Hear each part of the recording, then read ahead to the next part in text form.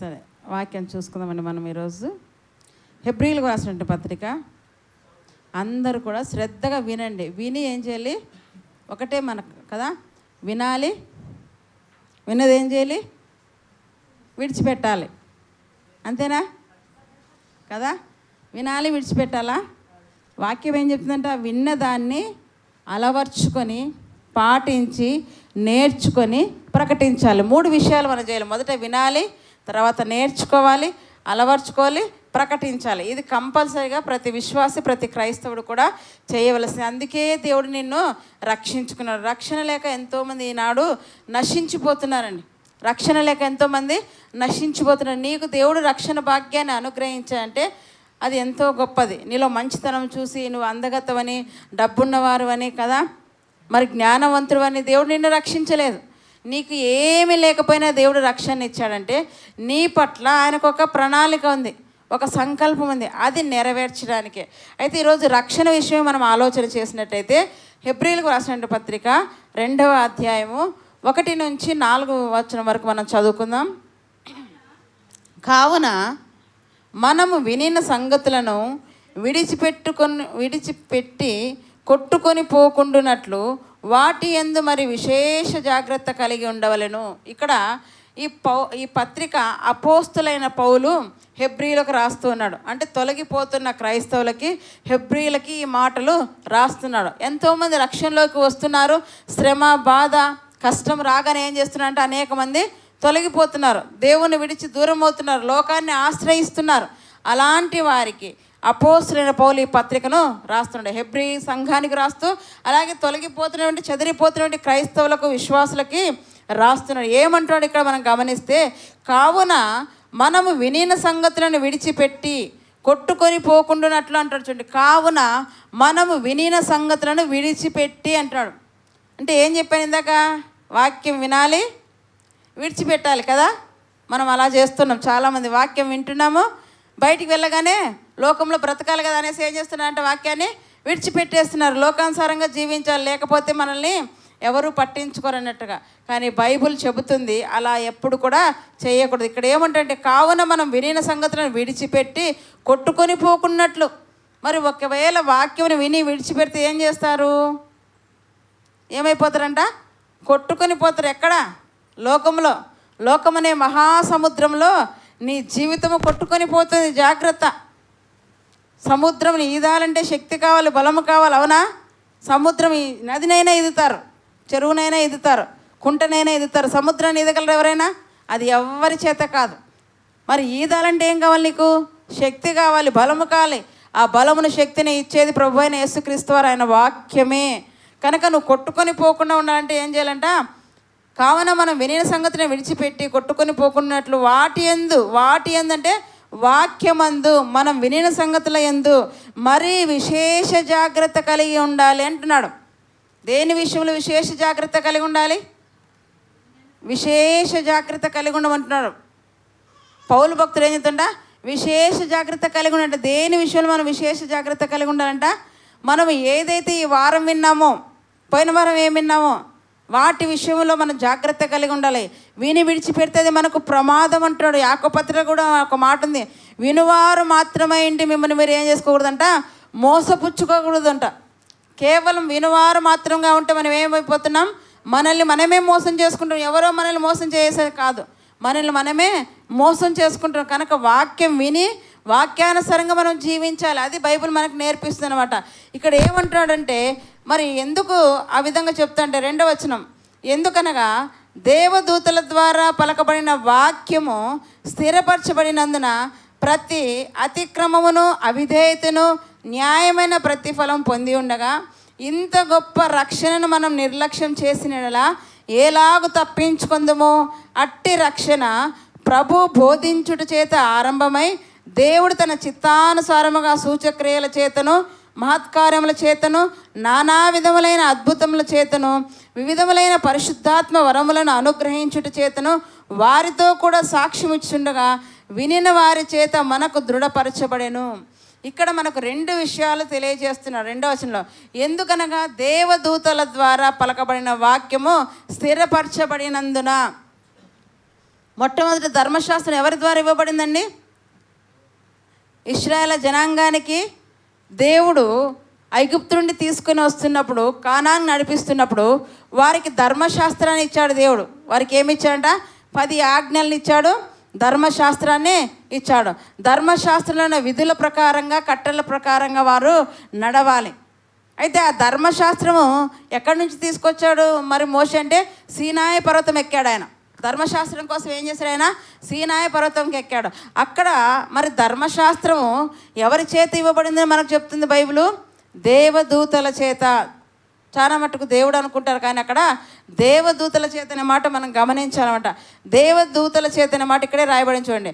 ఎందుకనగా దేవదూతల ద్వారా పలకబడిన వాక్యము. ధర్మశాస్త్రం ఎవరి ద్వారా పలకబడింది? ధర్మశాస్త్రం ఎవరి ద్వారా పలకబడింది? పలకండి అందరూ. ధర్మశాస్త్రము ఎవరి ద్వారా పలకబడింది? ఎవరి ద్వారా ఇవ్వబడింది? దేవదూతల ద్వారా. మరి సువార్త కింద కదా, రక్షణ సువార్త ఎవరి ద్వారా పలకబడింది? ప్రభువు బోధించుట చేత. ఎవరి చేత అంట? ప్రభువు బోధించుట చేత. అయితే ధర్మశాస్త్రాన్ని దేవుడు ఇశ్రాయేలు జనాంగానికి ఇస్తే ఆ ధర్మశాస్త్రాన్ని ఎవరైనా చక్కగా నెరవేర్చిన వారు ఉన్నారా? ఎవ్వరు కూడా లేరండి, ఒక్కరు కూడా లేరు. ఇచ్చాడు కానీ దేవుడు ధర్మశాస్త్రాన్ని ఎవ్వరు కూడా నెరవేర్చలేకపోయారు, పాటించలేకపోయారు. అది పాటించి దాన్ని నెరవేర్చి దాన్ని కొట్టివేయడానికి ఎవరు వచ్చారంట? ప్రభువైన యేసుక్రీస్తు వారు వచ్చారండి. ప్రభువైన యేసుక్రీస్తు. ఎందుకంటే ధర్మశాస్త్రంలో ఆజ్ఞలు ఉన్నాయి, విధులు ఉన్నాయి, కట్టడలు ఉన్నాయి. అందులో మనం ఒకటి పాటించి 9 విడిచిపెట్టినా, 9 పాటించి 1 విడిచిపెట్టినా అన్నీ పాటించాలంటాడు. ఒక్కటి కూడా విడిచిపెట్టకూడదు. అది కఠినమైనది కదా. ఎవరి చేత కాలేకపోయింది ధర్మశాస్త్రం నెరవేర్చాలంటే. అయితే మనం గమనించాలి. అయితే అటువంటి ధర్మశాస్త్రాన్ని పాటించుకోకుండా ఉన్నటువంటి వారే ఎంతో శిక్షణ వాళ్ళు పొందుకున్నారు. మరి ఆ ధర్మశాస్త్రం ఎవరి చేత ఇవ్వబడిందంట? దేవదూతల ద్వారా ఇవ్వబడింది. దేవదూతల ద్వారా ఇవ్వబడిన ధర్మశాస్త్రాన్ని పాటించలేని వారు ఎంతోమంది ప్రభు యొక్క శిక్షకు లోనయ్యారు.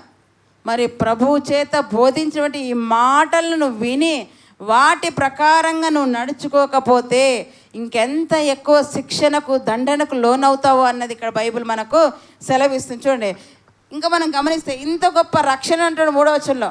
ఇంత గొప్ప రక్షణను మనం నిర్లక్ష్యం చేసినలా ఎలాగూ తప్పించుకుందాము అంటున్నాడు. ఏమంట? ఇంత గొప్ప రక్షణను మనము నిర్లక్ష్యం చేస్తే. అమ్మ, రక్షింపబడ్డారు కదా ఇక్కడ ఉన్న వాళ్ళందరూ కూడా. అందరూ బాప్తీసం తీసుకున్నారా? చేతులెత్తిన ఎంతమంది బాప్తీసం తీసుకున్నాడో? అందరూ మీరు రక్షింపబడ్డారు. మీరు రక్షణ పొందడానికి ప్రభుకి ఏమైనా ఇచ్చారా? మీ వెండి, మీ బంగారు, మీ డబ్బులు, మీ గర్భఫలం, మీ భూఫలాలు ఏమైనా ప్రభుకి ఇచ్చారా? ఏమి ఇవ్వలేదు. మళ్ళీ ఎలా రక్షింపబడ్డారు? ఉచితముగా దేవుడు మిమ్మల్ని రక్షించుకున్నాడు. ఎలా రక్షించుకున్నాడంట? ఉచితముగా.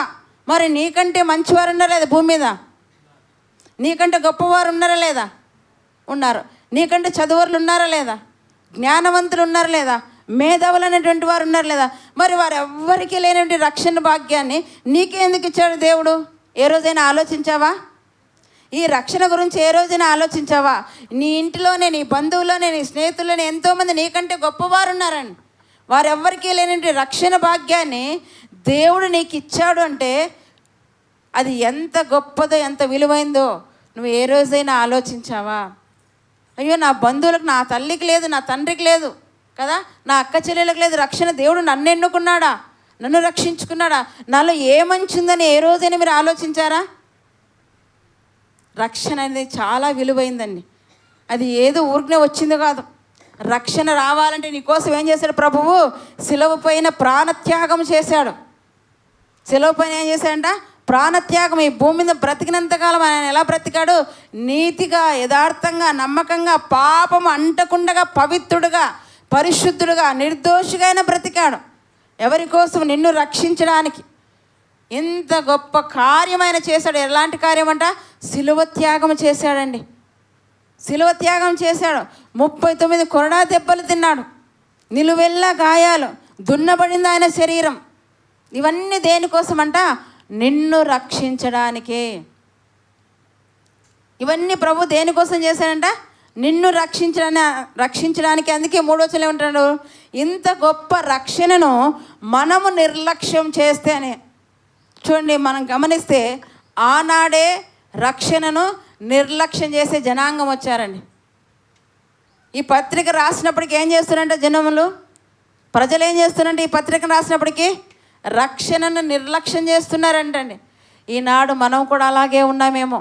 దేవుడు ఈరోజు వాక్యం ద్వారా మనకి హెచ్చరిక చేస్తున్నాడు. ప్రభు అనుగ్రహించిన రక్షణ మనం నిర్లక్ష్యం చేస్తున్నామేమో, ఆయన మాటల్ని పెడచెవిన పెడుతున్నామేమో. ఒకసారి పరీక్షించుకుందాం, ఆలోచిద్దాం, సరి చేసుకుందాం. రక్షణ ఎప్పుడు కూడా నిర్లక్ష్యము చేయకూడదు. రక్షణ నీకు ఉచితంగా దేవుడు ఇచ్చాడు. నిన్ను మెచ్చి కాదు, నిన్ను ప్రేమించి ఇచ్చాడండి. నీలో ఏ మంచి లేకపోయినప్పటికీ తన మంచితనము చేత నిన్ను ప్రేమించి, నువ్వు దుష్టుడు, దుర్మార్గుడు, అన్యాయస్తుడు అయినప్పటికీ కూడా ప్రభువు నిన్ను ప్రేమించి నీకు రక్షణను అనుగ్రహించాడు. కనుక ఇలాంటి రక్షణ మనం ఏం చేయకూడదంట, నిర్లక్ష్యము చేయకూడదు. దేవదూతల ద్వారా పలకబడిన ధర్మశాస్త్రంలో కదా ఆజ్ఞలు నెరవేర్చకపోతేనే ఎంతో ఉగ్రతను వాళ్ళు అనుభవించారు. మనం ఎవరి చేత మరి రక్షణ పొందుకున్నామంట, ప్రభు బోధించుట చేతనే రక్షణ ఆరంభమైనది. ఇలాంటి రక్షణ మనం ఏం చేయకూడదు, నిర్లక్ష్యం చేయకూడదు. దేవుని భయభక్తులు కలిగి మరి దేవుని మాటల ప్రకారం మనం జీవించాలి. అందుకే ఇక్కడ 3వ వచనం అదే చెప్తున్నాడు, ఇంత గొప్ప రక్షణను మనం నిర్లక్ష్యం చేసిన ఎలాగూ తప్పించుకుందాము ప్రశ్నిస్తున్నాడు. ఇంత గొప్ప రక్షణను మనం నిర్లక్ష్యం చేస్తే ఎలాగూ తప్పించుకుంటాం? దేవదూతల ద్వారా పలకబడిన వాక్యమునే నిర్లక్ష్యం చేస్తే తప్పించుకున్నారా ఇశ్రాయేలు జనాంగము? తప్పించుకోలేదు. 70 ఏళ్ళు చెరకు వెళ్ళిపోయారు. వాళ్ళు శత్రువుల చేతిలోకి చిక్కిపోయారు, మరణపాలయ్యారు, ఎన్నో రకాలుగా వాళ్ళు బాధింపబడ్డారండి. కానీ ఇక్కడ ప్రభు చేత మరి ప్రభు బోధించుడి చేత ఆరంభమైన ఈ రక్షణను మనం నిర్లక్ష్యం చేస్తే ఎలాగూ తప్పించుకుందామని ఈరోజు దేవుడు మిమ్మల్ని ప్రశ్నిస్తున్నాడు. ఇంత గొప్ప రక్షణను మనం నిర్లక్ష్యం చేసిన ఎలాగ తప్పించుకుందాము? అట్టి రక్షణ ఎలా ఆరంభమైందంట, ప్రభు బోధించుట చేత. ఒకసారి అపోస్తుల కార్యం చూడండి, 7వ అధ్యాయము. అపోస్తుల కార్యంలో 7వ అధ్యాయము 38వ వచనం. అందరూ శ్రద్ధగా వాక్యం వినండి. నిద్రపోయే వాళ్ళు నిద్రపోతున్నారు, ఫోన్లు చూసే వాళ్ళు ఫోన్లు చూస్తున్నారు, ఆడుకునే వాళ్ళు ఆడుకుంటున్నారు. ఇలాంటివన్నీ మానండి. దేవుని వాక్యం వినేటప్పుడు ఒళ్ళు దగ్గర పెట్టుకొని జాగ్రత్తగా భయముతో భక్తితో దేవుని మాటలు వినాలి. గడగడగడ రావాలి వణుకు ఆయన సన్నిధిలో ఉన్నప్పుడు. మన మనసంతా వాక్యం మీద కేంద్రీకరించాలి. మన ఆలోచన, చూపులు, తలంపులు పక్కకి వెళ్ళిపోకూడదు. నీ పక్క 1000 మంది పన్నా, నీ కుడి పక్క 10,000 మంది కుల్లా నీకు అపాయం రాదని చెప్పిన దేవుడు. ఆయన మాటలు ఈరోజు ఇక్కడ బోధింపబడుతున్నాయి. ఆ మాటలు వినేటప్పుడు ఎంతో జాగ్రత్తగా ఉండాలి. నిద్ర రాకూడదు. నిద్ర వస్తుందంటే నువ్వు సాతానుకు చోటు ఇచ్చినట్లే, జాగ్రత్త. చదువుదాం 7వ అధ్యాయం 38వ వచనం. సీనాయి పర్వతం మీద తనతో మాట్లాడిన దేవదూతతోనూ తన పితరులతోనూ అరణ్యంలోని సంఘమందు ఉండి మనకిచ్చుటకు జీవవాక్యములను తీసుకొని వాడితడే. సీనాయి పర్వతం మీద కదా మోషేతో ఎవరు మాట్లాడంట? సీనాయి పర్వతం మీద తనతో మాట్లాడిన దేవదూత అని స్పష్టంగా ఇక్కడ రాయబడింది. సీనాయి పర్వతం మీద మోషేతో దేవుడు మాట్లాడాడు, దేవదూత మాట్లాడిందా? ఎవరు మాట్లాడారు? దేవుడా దేవదూతనా? దేవుడు కాదు కదా. ఇంతవరకు ఏమనుకున్నాం? దేవుడే అనుకున్నాం కదా. దేవుడే దిగి వచ్చి మోషేకి మరి ఆ ఆజ్ఞలు ధర్మశాస్త్రం ఇచ్చినట్టుగా మనం చూసాం. కానీ బైబిల్లో ఏముందంట? దేవదూత ద్వారా అనే మాట ఇక్కడ మనకు కనబడుతుంది. సీనాయి పర్వతం మీద తనతో మాట్లాడిన దేవదూతతోనూ తన పితరులతోనూ అరణ్యంలోని సంఘమందు ఉండి మనకిచ్చుటకు జీవవాక్యములను తీసుకుని వాడితడే. అబ్రహాముతో మాట్లాడింది దేవదూతనే, ఇస్సాకుతో మాట్లాడిన దేవదూతనే, యాకోబుతో మాట్లాడింది దేవదూతనే. పూర్వము ఆది కాలంలో మాట్లాడింది అందరితో కదా మాట్లాడేది ఎవరంట? దేవదూత. కానీ ప్రస్తుతం మనతో మాట్లాడుతున్నది ఎవరు? దేవుడు. దేవుని వాక్యం కదా. ఆది యందు దేవుడు ఉండెను, దేవుని యొద్ద వాక్యం ఉండెను, ఆ వాక్యమే దేవుడే. నేను ప్రస్తుతం మనతో ఎవరున్నారు? ఇప్పుడు దేవుడు వాక్యం ద్వారా మనతో మాట్లాడుతున్నాడు. సీనాయి పర్వతం మీద మరి వాక్యం ఇచ్చింది, ధర్మశాస్త్రం ఇచ్చింది ఎవరంటండి? దేవదూత. కనుక ఇక్కడ మనం గమనించే ధర్మశాస్త్రాన్ని అనుసరించుటకు క్రీస్తును నిర్లక్ష్యం చేస్తున్నారేమో కదా. ఒకసారి మనం జాగ్రత్తగా చూడాలి. అయితే ధర్మశాస్త్రంలో 3 రకాల భాగాలు ఉన్నాయండి. ఒకటి శుద్ధీకరణ ఆచారం ఉంది, రెండో దేశీయాచారం అంటే దేశాల్లోకి వెళ్ళినా ఆయన మాటలు వినాలి. అంటే ఏ దేశానికి వెళ్ళినా కూడా ఆయన మాటలు వినాలి. యూదులు ఇప్పుడు ఎక్కడున్నారంటే మనం గమనిస్తే కరోనాలో చెప్పారు కదా, గుంటూరులో కూడా యూదులు ఉన్నారు. ఎక్కడున్నారండి యూదులు? యెరూషలేములో ఉన్న యూదులు గుంటూరు అంటే వలస వెళ్ళిపోయారు, చెదిరిపోయారు. గుంటూరులో ఉన్న వాళ్ళు ఏం చేస్తారంటే అక్కడున్న ధర్మశాస్త్రాన్నే పాటించేటువంటి వారు. నువ్వు ఏ దేశానికి వెళ్ళినా ఏ ప్రాంతానికి వెళ్ళినా దేవుని మాటలు మాత్రం విడిచిపెట్టకూడదు. మూడోది ఏంటంటే ఆజ్ఞలు. ఇవి 3 దేవుడు ధర్మశాస్త్రంలో ఇమర్చున్నాడట. దేవుడు సిద్ధపరిచాడు ధర్మశాస్త్రాన్ని. అయితే ఈ ధర్మశాస్త్రం గురించి మనం ఆలోచన చేస్తే లేవీకాండం చూడండి 18వ అధ్యాయము. లేవీకాండం 18వ అధ్యాయము పేజ్ నెంబర్ 97. లేవీకాండం 18వ అధ్యాయము 1 నుంచి 5 వచనాలు మనం చదువుకుందాం. మరియు యెహోవా మోషేకి ఇలాగ సెలవిచ్చెను, నేను మీ దేవుడినైన యెహోవానని నీవు ఇశ్రాయేలుతో చెప్పుము. మీరు నివసించిన ఐగుప్త దేశ ఆచారముల చొప్పున మీరు చెయ్యకూడదు. నేను మిమ్మల్ని రప్పించున్న కనాను దేశ ఆచారముల చొప్పున మీరు చెయ్యకూడదు. వారి కట్టలను బట్టి నడవకూడదు. మీరు నా విధులను గైకొనవలెను, నా కట్టలను బట్టి నడుచుకుంటూ వాటిని ఆచరింపవలెను. మీ దేవుడినకు నేను యెహోవాను. మీరు నా కట్టలను నా విధులను ఆచరింపవలను. వాటిని గైకొనివాడు వాటి వలన బ్రతుకును. నేను యెహోవాను. ఏమని చెప్తున్నా అండి ధర్మశాస్త్రం గురించి? ఇశ్రాయేలు జనాంగం అందరితో చెప్తున్నాడు. ఏమంటారంట? మోషేకి చూడండి, మరి యెహోవా మోషేకి ఇలాగ సెలవిచ్చాను, నేను మీ దేవుడినైన యెహోవానని నీవు ఇశ్రాయేలుతో చెప్పుము అంటున్నాడు. వింటున్నారా ప్రజలారా? ఇక్కడ అందరూ ఉన్నారా లేదా? నేను బైబిల్ చూడమన్నప్పుడు మాత్రం బైబిల్ చూడండి, తర్వాత నామకమే చూడండి. ఎందుకంటే నేను చెప్పేది మీకు బుర్రలోకి వ్యక్తుంది అనమాట. ఇక్కడ ఏమంటాడంట? మోషేతో ఇశ్రాయేలు జనాంగం అందరితో నువ్వు ఇలాగ చెప్పు, నేను వారి దేవుడను అంటున్నాడు. యెహోవా ఏమంటంట? నేను వారి దేవుడను అంటున్నాడు. చూడండి, నేను మీ దేవుడినైన యెహోవాను అని ఇశ్రాయేలుతో చెప్పుము.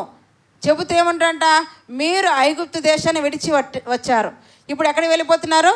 కనానికి వెళ్ళిపోతున్నారు. అయితే ఐగుప్తు దేశమును విడిచి వచ్చారు కదా, ఆ దేశ ఆచారమును కానీ ఇప్పుడు వెళ్ళబోతున్నారు కదా కనానికి, ఆ దేశ ఆచారాలు కానీ మీరు పాటించకూడదు. ఇది దేవుడు చెప్తున్నాడు వారికి. ఇశ్రాయేలు జనాంగానికి ఏం చెప్తున్నారంట?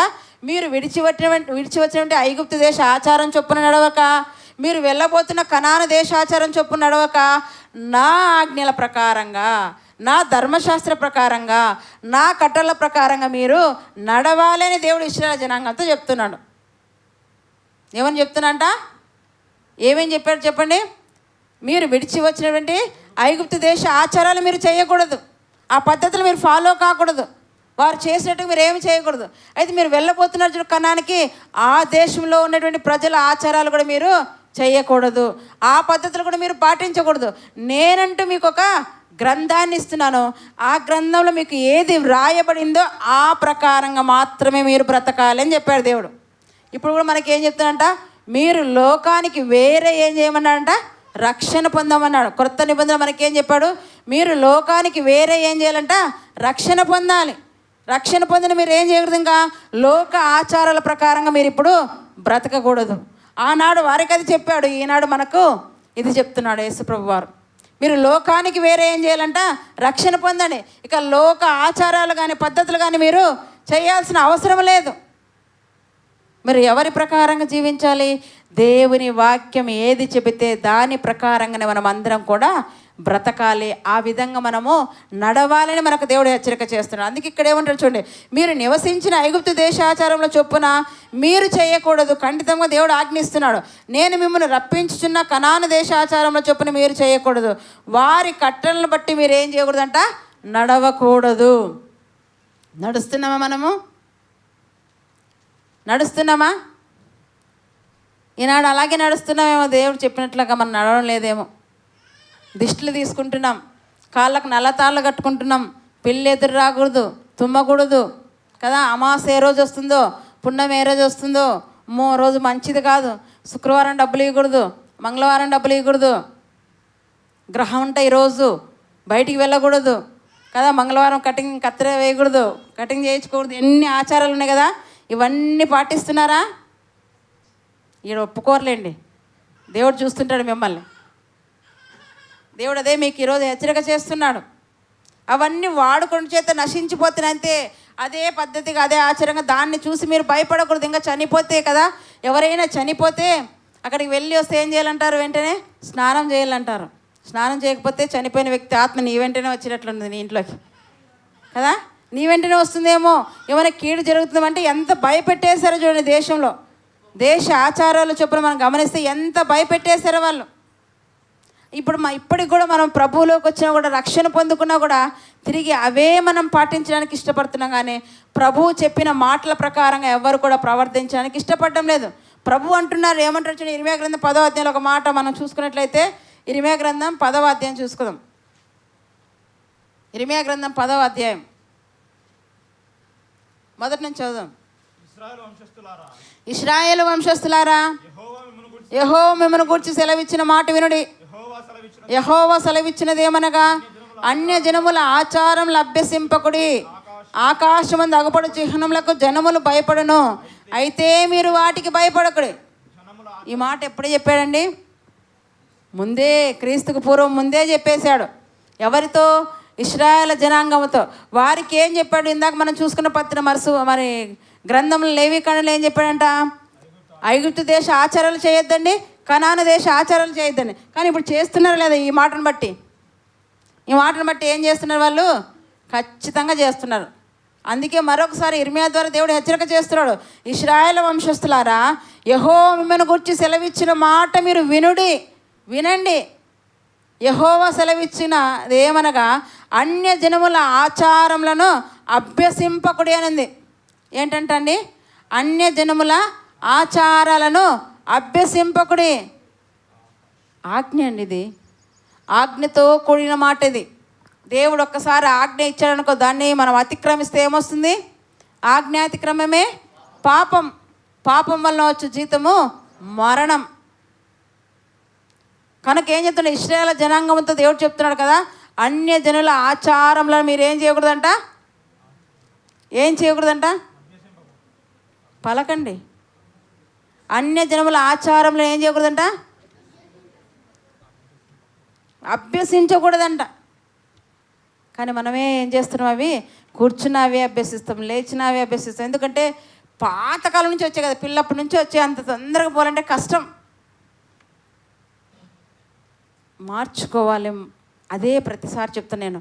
వాక్యం వినడం కాదు, విన్నది నీ జీవితంలోకి వెళ్ళినప్పుడు, నీ మనసులోకి వెళ్ళినప్పుడు ఏం చేయాలంట? మార్చుకోవాలి. నువ్వు దానికి విలువనిస్తున్నావంటే ఆచారాలకు, అప్పుడు ఏం లేదని నీకు దేవుని భయం లేదు. దేవుని భయం ఉంటే ఏం చేస్తావు? ఇవన్నీ వేస్ట్ కదా. నా దేవునికి అసాధ్యమైంది ఏదీ లేదు. సాతాను మన మీద దాడి చేయాలన్నా దేవుని అనుమతి తీసుకొనే రావాలి. ఇది గుర్తుపెట్టుకోండి. సాతాను నీ దగ్గరికి రావాలన్నా, వాడు నిన్ను పాడు చేయాలన్నా ఎక్కడికి వెళ్ళాలి? మొదట పర్మిషన్. ఎక్కడ రావాలి? దేవుని దగ్గరికి వెళ్ళి పర్మిషన్ తీసుకుంటేనే, అనుమతిస్తేనే వెళ్తాడు. మరి రావాలి మన జీవితాల్లోకి. యోబు దగ్గరికి ఊరికే వచ్చేసాడా? ఎటు వెళ్ళాడు? యోబు దగ్గరికి మరి యోబుని పాడు చేయాలనుకున్నాడు అనుకో, ఏం చేశాడు? దేవుని దగ్గర పర్మిషన్ తీసుకున్నాడు. ప్రభువా కదా, ఒకసారి ఆ మాట చూద్దాం. యోబు గ్రంథంలో ఈ మాట ఇలాగే ఉంచుకో, మళ్ళీ అక్కడికి వచ్చేద్దాం. యోబు గ్రంథంకి వచ్చేద్దాం. మొదటి అధ్యాయం చూడండి. మీరు వాటికి అన్య జనుల ఆచరణలు అభ్యసించకూడంటే మీరు వాటికి భయపడుతున్నారేమో. ఈరోజు ప్రభు మీకు సెలవిస్తున్నాడు. చూడండి, మీరు గమనిస్తే 7వ వచనం 1:7 ఆ రోజున చదువుకుందాం. దేవదూతలు యెహోవా సన్నిధి నిలుచుటకే వచ్చిన దినం ఒకటి తటస్థించెను. ఆ దినమున అపవాదెగువాడు కూడా ఎక్కడికి వెళ్ళిపోయాడు? అపవాది ఎక్కడికి వెళ్ళిపోయాడు? పరలోకానికి వెళ్ళిపోయాడండి. అపవాది ఎక్కడికి వెళ్ళిపోయాడు? పరలోకంలో దేవుని సన్నిధికి వెళ్ళిపోయాడు. పరలోకంలో అప్పుడప్పుడు దేవుడు దేవదూతలందరినీ పిలిచి ఫీడ్బ్యాక్ తీసుకుంటుంటాడు. ఏం చేసావు? నువ్వేం చేసావు? గాబ్రియేలు నువ్వేం చేసావు? మికాయేలు నువ్వేం చేసావు అని దేవుడు ఫీడ్బ్యాక్ తీసుకుంటాడేమో. ఆ సభలోకి ఎవరు వెళ్ళిపోయాడంట? దుష్టుడైన అపవాది కూడా వెళ్ళిపోయాడండి. అప్పుడు అపవాదిని కూడా దేవుడు ప్రశ్నిస్తున్నాడు. ఏమంటాడు చూడండి, చూద్దాం. యెహోవా నీవు ఎక్కడి నుండి వచ్చితవని ఎవరిని అడిగాడు? అపవాదిని అడిగాడు. ఎక్కడి నుంచి వచ్చావు నువ్వు అని అపవాదిని అడిగినప్పుడు ఏమంటాడు చూడండి. అడగగా అపవాది భూమి మీద ఇటు అటు తిరుగులాడుచు అందులో సంచరించు వచ్చితని యెహోవాకు ప్రత్యుత్తరం ఇచ్చిన. ఏమంటాడంట? భూమి మీద అటు ఇటు నేను తిరుగుచున్నాను, అంతా సంచరిస్తున్నా అంటే అప్పుడు దేవుడే కలగజేసుకొని, అయితే భూమి మీద నా సేవకుడైన యోబును గురించి నువ్వు చూసావా అంటున్నాడు. చదువుదామా. అందుకు యెహోవా ఏమంటాడంట, నీవు నా సేవకుడైన యోబు సంగతిని ఆలోచించితివా అంటున్నాడు. ఎవరితో మాట్లాడుతున్నాడు? అపవాదితో. దేవుడు ఏమంటాడంట, తన సేవకుని యొక్క గొప్పతనాన్ని చూపించడానికి దేవుడు ఇష్టపడుతున్నాడు. తన సేవకుని యొక్క గొప్పతనాన్ని చూపించడానికి దేవుడు ఇష్టపడుతున్నాడు. నా కోసం నీతిగా యథార్థంగా నా మాటల ప్రకారంగా జీవించేవాడు భూమి మీద ఒకడు ఉన్నాడు, అతడే యోబు కదా. అందుకే ఇక్కడ ఏమంటాడు చూడండి, నా సేవకుడైన యోబు సంగతి నువ్వు ఆలోచించితివా అని అంటున్నాడు. ఆలోచించితివా. అయితే ఏమంటాడు, అతడు యథార్థవర్తనుడును న్యాయవంతుడనై దేవుని యందు భయభక్తులు కలిగి చెడుతనం విసర్జించినవాడు, భూమి మీద అతని వంటి వాడు ఎవ్వడు కూడా లేడు. ఎలా ఉన్నాడంట యోబు గారు? భూమి మీదనే లేడంటండి. మీరు గమనించాలి. అనంతపురంలో కాదు, ఎక్కడ లేడంట? ఒక పట్టణంలో కాదు, ఒక దేశంలో కాదు, ఒక రాష్ట్రంలో కాదు, లేదా ఒక ఖండంలో కాదు, ఒక ఖండంలో కాదు. మన భూమి మీద ఎన్ని ఖండాలు ఉన్నాయి? చదువుకున్న వాళ్ళు చెప్పండి. 7 ఖండాలు ఉన్నాయి కదా. ఆసియా ఖండం, ఆఫ్రికా ఖండం, అంటార్కిటికా ఖండం, ఇంకేవో నాకైతే 3 తెలుసు, కానీ మొత్తానికైతే 7 ఉన్నాయి కదా. 7 ఖండాలు ఉన్నాయి. 7 ఖండాల్లో ఎన్ని దేశాలు ఉంటాయి? ఎన్ని రాష్ట్రాలు ఉంటాయి? ఎన్ని జిల్లాలు ఉంటాయి? దేశాలు ఎన్ని ఉన్నాయి? 250కి పైగా దేశాలు ఎన్ని ఉన్నాయి? 250కి పైగా దేశాలు ఉన్నాయి. ఆ దేశాలు ఎన్ని జిల్లాలు ఉన్నాయి? ఎన్ని గ్రామాలు ఉన్నాయి? అంతమంది జనాంగం, అంటే కోట్ల కొలది జనాంగంలో యోబు ఒక్కడే దేవుని దృష్టికి ఎలా కనపడ్డాడంట? యథార్థవంతుడు. అంటే ఎంత భక్తిని దేవుని ఎడల యోబు కనపరుస్తున్నాడో మీరు చూడాలి. ఎంత భక్తిని యోబు దేవుని ఎడల కనపరుస్తున్నాడో మీరు చూడాలి, ఆలోచించాలి. ఈరోజు భూమి మీద అతని వంటి వాడు ఎవ్వడు లేడంటండి. అతడే భక్తిపడని దేవుడే సాక్ష్యం ఇస్తున్నాడు. ఏమంటాడంట? యథార్థవర్తనుడు అంటాడు. చూడండి, యథార్థవర్తనుడు న్యాయవంతుడనై దేవుని యందు భయభక్తులు కలిగి చెడుతనం విసర్జించిన వాడు. దేవుని యందు భయభక్తులు కలిగి ఏమంట? చెడుతనాన్ని విసర్జించిన వాడు. భూమి మీద ఇతని వంటి వాడు ఎవ్వడు కూడా లేడంట. దేవుడు అంటే ఏం చేస్తున్నాడు? ఇప్పుడు ఆకాశమందుండి తల వంచి భూమి మీద అందరినీ చూస్తున్నాడు. ఎవరా నా కోసం ఎవరు బ్రతుకుతున్నారు? ఎవరు నా కోసం బ్రతుకుతున్నారు? ఎవరు నీతిగా ఉన్నారు? ఎవరు యథార్థంగా ఉన్నారు? ఎవరు న్యాయంగా ఉన్నారు? ఎవరు నమ్మకంగా ఉన్నారని దేవుడు ఏం చేస్తాడంట? నరులందరినీ ఏం చేస్తున్నట్టు ఆయన పరిశీలిస్తున్నాడంటండి. నరులందరినీ ఆయన పరిశీలిస్తున్నాడు. అలా పరిశీలిస్తున్నప్పుడు, అలా చూస్తున్నప్పుడు ఒక సమయంలో నోవహు కనపడ్డాడు, ఒక సమయంలో దావీదు కనపడ్డాడు, ఒక సమయంలో అబ్రహాము కనపడ్డాడు. ఈ సమయంలో ఎవరు కనపడుతున్నారంట? యోబు. తరానికొకరు కనపడుతున్నారని మనం గమనిస్తే యోబులాగా మనం ఉండామా కదా. మరి యోబు దగ్గర గురించి మనం ఆలోచిస్తే ఇంకేముందండి, అతని వంటి వాడు ఎవడు లేడు అని అడుగగా అపవాది, యోబు ఊరకయ్యే దేవుని యందు భయభక్తులు గలవాడు ఆయన. అపవాది ఏం ప్రశ్నిస్తుందంట? ఎవరు వినడం లేదు. అపవాది ఏం ప్రశ్నిస్తుంది? ఎవరితో? దేవునితో.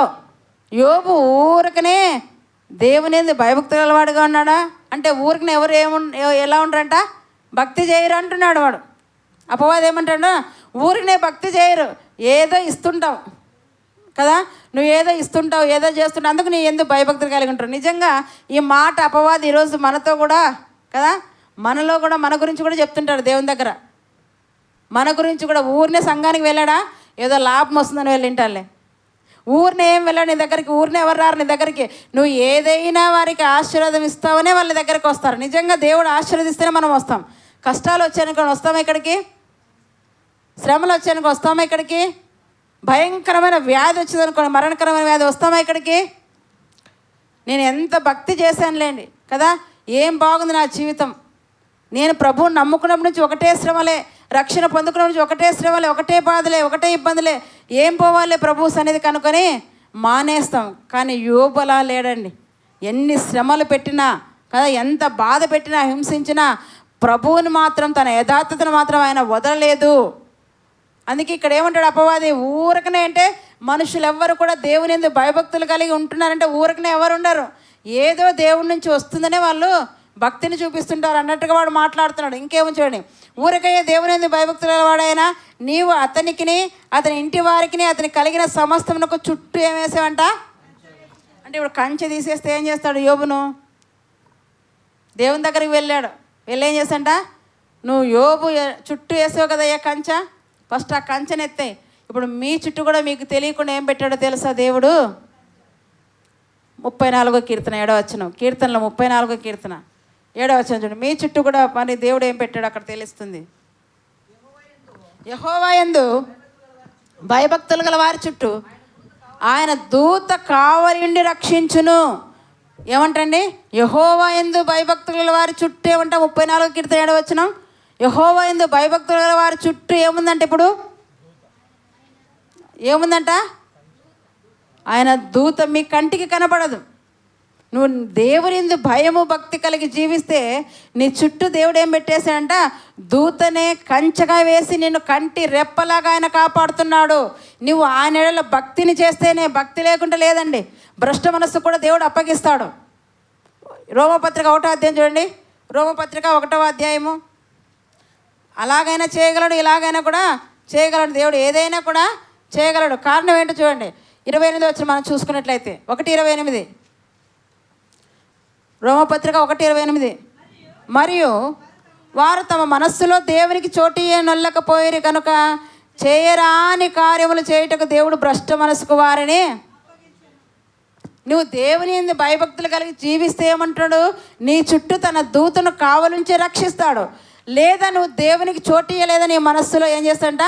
నిన్ను భ్రష్ట మనస్సుకు దేవుడే అంటే అపవాదికి దేవుడే నిన్ను అప్పగిచ్చేస్తాడు. పోయిక వీడు నాకు తరం కాడు, నాకు పనికిరాడు, నా యందు భయభక్తులు లేడు, వీడు తన మనసులో నన్ను దేవునిగా భావించలేదు, ఉంచుకోలేదు, ప్రతిష్ఠించుకోలేదు కనుక నువ్వు ఏలుకొని ఏం చేస్తాడంటే దేవుడు భ్రష్ట మనస్సుకు దుష్టునికి అప్పగిచ్చేస్తాడు. నువ్వే ఏలుకొని కనుక నువ్వేం చేయాలి? దేవుడు నీకు అనుగ్రహించిన రక్షణను చాలా జాగ్రత్తగా కాపాడుకోవాలి. ఇశ్రాయేలు జనాంగానికి అదే చెబుతున్నాడు. ఐగుప్తు దేశ ఆచారం చొప్పున మీరు చేయకూడదు, కనాను దేశ ఆచారం చొప్పున మీరు చేయకూడదు. యెహోవా అన్న దేవుడు నీకు ఒక ధర్మశాస్త్రం ఇచ్చాడు, ఆ మాటల ప్రకారంగా నువ్వు బ్రతకాలి. ఇర్మియా గ్రంథంలో కూడా అదే చెప్తున్నాడు కదా, అన్య జనముల ఆచారంలో అభ్యసింపకుడి, ఆకాశంలో అగపడు చిహ్నాలకు మీరు ఏం కూడా అంట భయపడకుడు. జనములు భయపడతారండి, మీకెందుకు భయం? ఆకాశంలో ఏమున్నాయి? ఆకాశంలో ఏ చిహ్నాలు కనపడుతున్నాయి మనకు? చెప్పాను కదా, అమావాస్య, పున్నమి, ఇంకా చంద్రగ్రహణం, సూర్యగ్రహణం, ఏవేవో గ్రహాలన్నీ వస్తున్నాయని భయపడిపోతుంటారు. మీరు వాటికి భయపడకూడని దేవుడు మనకు హెచ్చరిక చేస్తున్నాడు. మీరు దేనికి భయపడాలంట? దేనికి భయపడాలి? దేవుని వాక్యానికి భయపడాలి, దేవుని మాటలకు మీరు భయపడాలి, దేవునికి మీరు భయపడాలి. అప్పుడే మీరు దీవింపబడతారు. ఇంకేమంటారు చూడు, మనం గమనిస్తే ద్వితీయోపదేశకాండం 6వ అధ్యాయానికి వచ్చేది 1వ వచనం. ద్వితీయోపదేశకాండం 6వ అధ్యాయం 1వ వచనం. అందరు తెరవండి పేజీ నెంబర్. ద్వితీయోపదేశకాండం 6వ అధ్యాయం 1వ వచనం, 151 పేజీ నెంబర్ అంట. చదవండి. నీవును నీ కుమారుడను నీ కుమారుడును నీ దేవుడైన యెహోవాకు భయపడి నేను నీకు ఆజ్ఞాపించు ఆయన కట్టడలన్నీ ఆజ్ఞలన్నీ నీ జీవిత దినములన్నిటినూ గైకొనుచు నీవు దీర్ఘాయుష్మంతుడగినట్లు మీరు స్వాధీనపరచుటకు ఏరు దాటి వెళ్ళుచున్న దేశమందు మీరు జరుపుకొనుటకు మీకు బోధింపవలని మీ దేవుడైన యెహోవా ఆజ్ఞాపించిన ధర్మమంతయు అనగా కట్టడలు విధులు ఇవే. ఏమేవేనంటే చూడండి, కాబట్టి ఇశ్రాయేలు నీ పితరుల దేవుడిని యెహోవా నీతో చెప్పిన ప్రకారము పాలు తేనెలు ప్రవహించు దేశంలో మేలు కలిగి బహుగా అభివృద్ధి పొందినట్లు నీవు వాటిని విని అనుసరించి నడుచుకోవాలి. నువ్వు వెళ్ళే కనాను దేశంలో నీకు మేలు కలగాలంటే, నీవు అభివృద్ధి చెందాలంటే, నీకు నీ కుమారులకు అంటున్నాడు అక్కడ, నీవుని నీ కుమారుడు అంటున్నాడు, నీవును నీ కుమారులను వాని కుమారులు అందరూ కూడా ఆ దేశంలోకి వెళ్ళిన తర్వాత మేలు కలిగి అభివృద్ధి పొందాలంటే ఏం చేయాలంట? నేను నీకు ఇచ్చిన ఆజ్ఞలను కట్టడలను విధులను మీరు పాటించాలని ఇశ్రాయేలు జనాంగానికి పదే పదే పదే పదే దేవుడు చెప్తే వాళ్ళు పాటించారా? ఇశ్రాయేలు జనాంగం పాటించారా? ప్రభువుని పక్కన పెట్టేసి తమ స్వహస్తములతో విగ్రహాలను బొమ్మలను చేసుకొని ఆరాధిస్తూ కదా సీనాయి పర్వతం మీదకి మోషే వెళ్ళినప్పుడు ఆయన అక్కడికి వెళ్ళి ఆజ్ఞలు పలకలు ధర్మశాస్త్రం కిందకి తీసుకొచ్చినప్పుడు కింద ఏం చేస్తున్నారు వీళ్ళు? మోషే ఉన్నాడో లేదో, ఏమయ్యాడో మాకు తెలియదు. కనుక అహరోను, ఇక నువ్వు మమ్మల్ని మా పైన నాయకునిగా ఉన్నావు కదా, మాకు ఇప్పుడు కావాలయ్యా దేవుడు ఆరాధించాలంటే, వాళ్ళు చేసే ఒత్తిడికి మోషే తట్టుకోలేక అహరోను తట్టుకోలేక ఏం చేశాడంట, మీ పోగులకు చెవులకున్న పోగులను ముక్కు కమ్మిలన్నీ ఇచ్చి అంటే అవన్నీ ఇచ్చేసరికి అగ్నిలో వేసరికి ఏమొచ్చిందంట, దూడని చేసుకొని ఏం చేస్తున్నారంతా గంతులు వేస్తున్నారు, త్రాగుతున్నారు, ఎగురుతున్నారు. అంటే ప్రజలందరికీ ఏం కావాలి? తాగడము, తినడము, గంతులేయడం, సమాధానంగా సాత్వికంగా. ఇప్పుడు మెల్లగా ఇక్కడ వాక్యం చెప్తుంటే ఎవరికి ఇష్టం ఉండదు. ఏం కావాలనుకుంటారు? గంతులు వేసే సంఘానికి వెళ్ళాలి కదా. ఎందుకంటే ఆడవాళ్ళు, మగవాళ్ళు, పిల్లలు అందరూ ఎగురుతుంటే ఒక ఆరాధన అనుకుంటారు. అది అల్లరితో కూడా ఆరాధన. పరిశుద్ధాత్మ అల్లరికి కర్త కాడండి. సమాధానం ఆయన ఎక్కడుంటే అక్కడ ఏముంటుందంట? సమాధానం ఉంటుంది. గలిబిలి చోట వాక్య పాఠాలు చెప్తే వింటారా? ఎవరండి? ఎలా ఉండాలి పాఠం చెప్పాలంటే? ప్రశాంతమైన వాతావరణం ఉండాలి. కానీ మోషే దిగి వచ్చేటప్పుడు వీళ్ళు ఏం చేస్తుంటే దూడం చేసుకొని గంతులు వేస్తుంటే అందరినీ దేవుడు అక్కడ సంహరించేశాడు. ఎవరైతే దానికి సహకరించారో వాళ్ళందరినీ దేవుడు అక్కడ సంహరించేశాడు. కనుక ఈరోజు దేవుడు వాక్యం ద్వారా మనకు అనుగ్రహిస్తున్నాడు. ఆ దేవదూతల ద్వారా పలకబడిన ఆ ధర్మశాస్త్ర వాక్యాలు అనుసరించకపోతేనే వాళ్ళు తప్పించుకొనలేదే. ప్రభు బోధించుడి చేత ఆరంభమైన ఈ రక్షణను నువ్వు నిర్లక్ష్యం చేస్తే ఎలాగ తప్పించుకుందో ఈరోజు ప్రశ్నిస్తున్నాడు దేవుడు. ఎలాగ తప్పించుకుంటావు? ఆయన వాక్యం వినలో నువ్వు ఎలా ఉండాలంట? భయము భక్తి కలిగి ఉండాలి. వాక్యం వినకపోయినా కూడా శాపగ్రస్తుడంట బైబిల్లో ఉంది. వాక్యము సరిగా వినకపోయినా పెడచెవిని పెట్టినా కూడా అది శాపం అంటున్నాడు. అయితే ఇక్కడ మనం గమనిస్తే ఏమంటాడంట, ఇంకా మనం చూసుకుంటే లేవీకాండం 26వ అధ్యాయం చూడండి 14వ వచనం. లేవీకాండం 26వ అధ్యాయము 14వ వచనం. లేవీకాండం 26వ అధ్యాయం 14వ వచనం. మీరు నా మాట వినక నా ఆజ్ఞలన్నింటినీ అనుసరింపక నా కట్టలు నిరాకరించిన ఎడలను నా ఆజ్ఞలన్నింటినీ అనుసరింపక నా నిబంధనని మీరినట్లు మీరు నా తీర్పుల విషయమై అసహించుకొని ఎడలను నేను మీకు చేయనిదేమనగా ఇప్పుడు చెప్తున్నాడు. ఒకవేళ నా ఆజ్ఞలు అనుసరించకపోయినా, నా మాట వినకపోయినా, నా కట్టలు నిరాకరించినా, నా ఆజ్ఞలంటే అనుసరింపకపోయినా, నా నిబంధన మీరు మీరితే, నా తీర్పులను కదా ఇంకేమంటంట తీర్పుల విషయం మీరు అసహించుకుంటే నేను మీకు చేయనిదేమనగా అని చెప్తున్నాడు దేవుడు. ఈ విధంగా మీరుంటే నేను ఏం చేస్తానో తెలుసా అంటే ఏమంటాడంట, మీ కన్నులను క్షీణింపజేయనట్టు, ప్రాణమును ఆయాసపరచినట్టు, తాపజ్వరమును క్షయరోగమును మీ మీదికి రప్పించదను. మీరు విత్తిన విత్తనములు మీకు వ్యర్థములగును, మీ శత్రువులు వాటి పంట తినెదరు. ఏం చేస్తారంటే ఇక్కడ మనం గమనిస్తే, మీరు నా మాటలు వినకపోయినా, నా ఆజ్ఞలు పెడచెవిన పెట్టినా, నా తీర్పులను అసహించుకున్నా నేను మీకేం చేస్తానో తెలుసా? మీ కన్నులను క్షీణింపజేస్తాను. ఇంకేమంటాడు అక్కడ? తాపజ్వరమును క్షయరోగమును మీ మీదకి నేను రప్పిస్తాను.